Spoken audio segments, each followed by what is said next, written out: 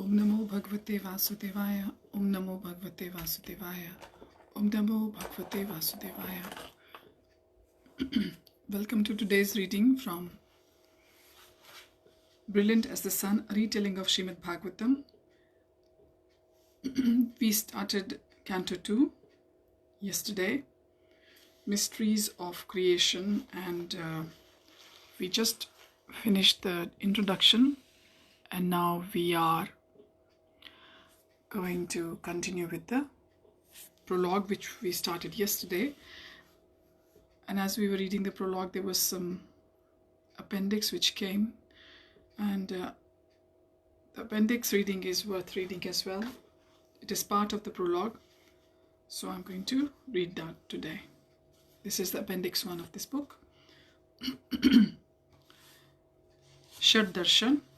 The discussion we present in our prologue is the author's imagination. However, we have based the scenario on the following evidences. It appears that upon the inquiry of Maharaj Parikshit, the great sages were not unanimous in their decision as to what was to be done. Srimad Bhagavatam, Canto 1, Chapter 19, Text 25's purport. According to Srila Vishwanath Chakravarti Thakur, some of the sages present while Shukadev was instructing King Parikshit were impersonalist philosophers. Srimad Bhagavatam, Canto 12, Chapter 6, Text 1, purport. So there are 6 kinds of philosophers. Out of them, only the Vedanta philosophy is compiled by Vyasadeva. So it is considered that Vedanta philosophy only establishes the existence of God. All other philosophies, they do not admit the existence of God. They are atheistic philosophies. Srila Prabhupada, lecture on Sri Chaitanya Charitamrita, Madhya Leela, 25th chapter, verses 40 to 50. San Francisco. This was the letter dated January 24th, 1967. I'm sorry, this was the lecture, not the letter by Prabhupada. According to Srimad Bhagavatam, Canto 1, Chapter 19, Text 9 to 10, Gautam and Vyasadeva, the founders of the 2 philosophical systems, were present when Shukadev spoke to Parikshit. However, there is no mention of Jaimini, Kanad, Kapil and Patanjali, who propounded the other 4 philosophies. Therefore, in the prologue represented their views through the other sages present. The Shad Darshans, or the 6 Vedic philosophical perspectives, are as follows. First is Nyaya, or the logic, taught by Gautam, who was present in the assembly. Gautam asserts that obtaining valid knowledge of the external world and its relationship with the mind and self is the only way to attain liberation. If one masters the techniques of logical reasoning and assiduously applying these in his daily life, he will rid himself of suffering. He asserts that matter exists eternally, alongside the soul and God, whose only role is in relation with the matter, which he organizes and maintains.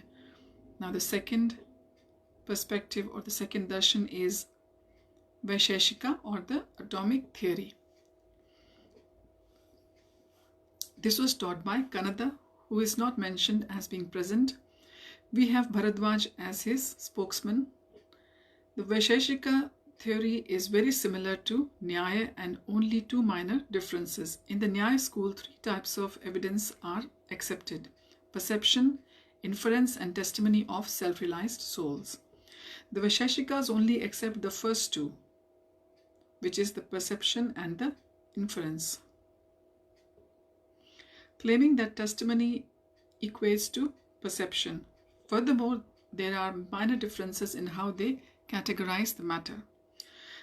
The third darshan, or the Vedic philosophical perspective, is Sankhya. Sankhya is the analysis of matter and spirit.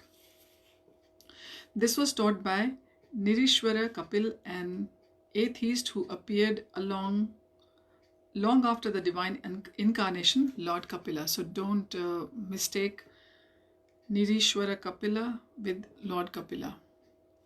There are actually 2 Kapilas. One Kapil, the son of Kardam Muni, is an incarnation of God, and the other is an atheist of the modern age. The atheistic Kapila is often misrepresented to be the Supreme Personality of Godhead. Lord Kapila, the incarnation of Godhead, appeared as the son of Kardam Muni long ago during the time of Swambhuva Manu.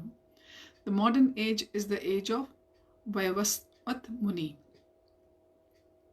This is from Krishna book, The Supreme Personality of Godhead, chapter 87. Unlike Lord Kapila, the atheist Kapila taught that matter eternally exists without any creator. Neither of the two Kapilas are mentioned as being present in that assembly. We have Idvamahu as his spokesman. Nirishwara Kapila suggested that the eternal soul, known as the Purusha, has somehow become caught up in matter, known as Prakriti, and must free himself by austerity, knowledge, and contemplation.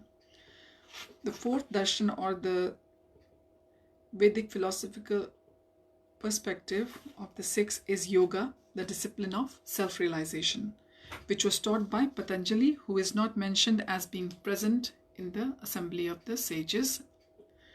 In Naimisharanya, we have Indra Pramad as his spokesman. This school practices Ashtanga Yoga to attain liberation from material entanglement, culminating in supersoul realization. Ashtanga means 8-limbed, and these are Yama, which is prohibitive regulations, Niyama, which is prescriptive rules, Asana, which is the yogic postures, Pranayam, which is the breath control, Pratyahar, which is the restrainment of the senses from external objects, Dharan, which is concentrating the mind, Dhyan, which is meditation, and finally Samadhi, which is the full absorption of the mind on God. Now the fifth darshan of the Shad darshans, or the Vedic philosophical perspective, is Karma Mimamsa, the science of gainful work, which was taught by Jaimini, who is also not mentioned being present. We have Medha Tithi as his spokesman. This philosophy stresses the importance of worldly work and says that if there is a God, he must be under the laws of karma. In other words, if one properly performs his duties, God is obliged to give the desired result. Although they accept the soul and reincarnation, they do not see liberation from the material existence as life's final goal. Interested in worldly pleasure, they aspire for the promotion to the heavenly planets by strict adherence to Vedic duty and ritual sacrifice.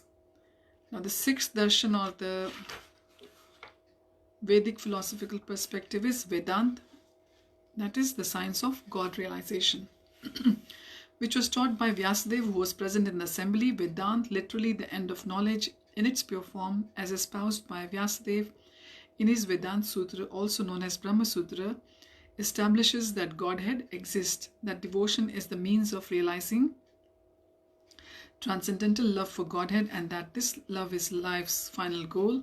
Although not impersonal in itself, Vedanta has been subject to impersonal commentaries, such as famous Sariraka Bhashya by Shankar. It's highly codified and difficult for most people to understand, and thus Vyasadeva, on the advice of his Guru Narad, later expanded it in the form of Srimad Bhagavatam. For the reference, see Brilliant as the Sun, Canto 1, which we just finished 2 days ago, the Sages of Naimisharanya, chapters 4 to 7. The Shad Darshan are all termed Astika philosophies, from Asti, or it is so,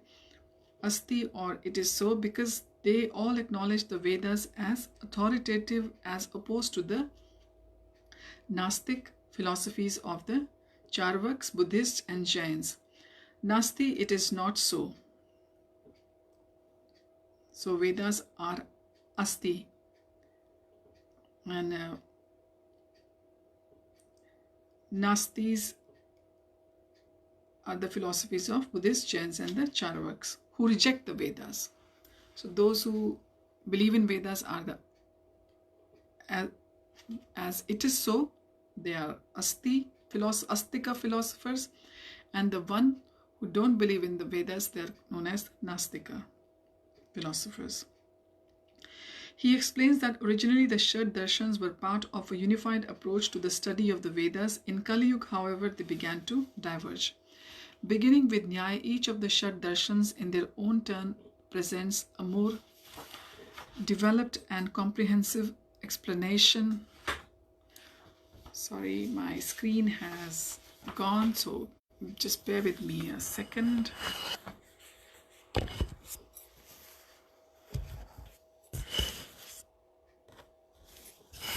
So we were talking about the 6 philosophies, and the 6 philosophies, just to give you a quick recap, they were Nyaya, Vaisheshika, Sankhya, Yoga, Karma-mimamsa, Vedanta.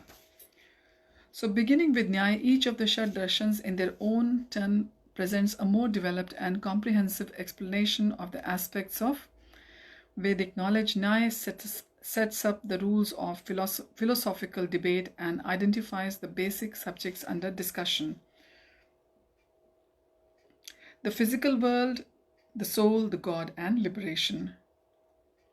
Vaisheshika engages the method of Nyaya or logic in a deeper analysis of the predicament of material existence by showing that the visible material forms to which we are also attached ultimately break down into invisible atoms.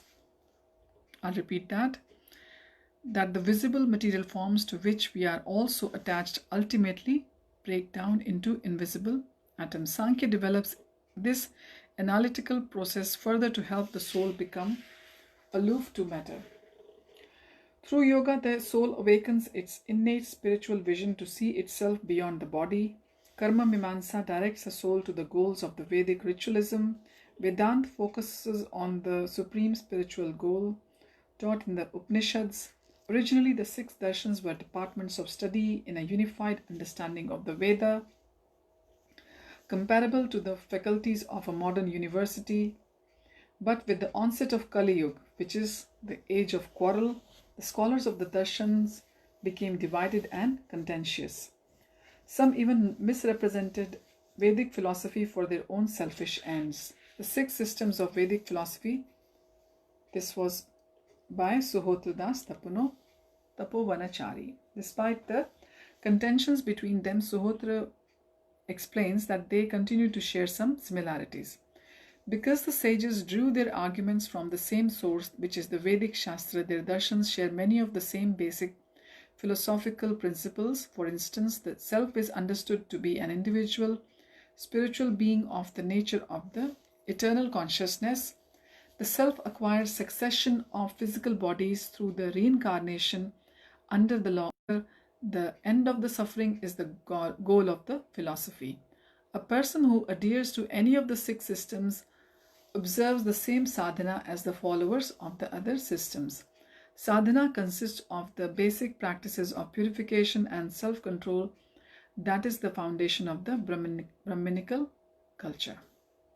Commenting on the later distortions of the Shad Darshans in his book Krishna, the Supreme Personality of Godhead, chapter 87, Prabhupada offers the following description. There are generally 6 kinds of mental speculators whose speculations are called Shad Darshan.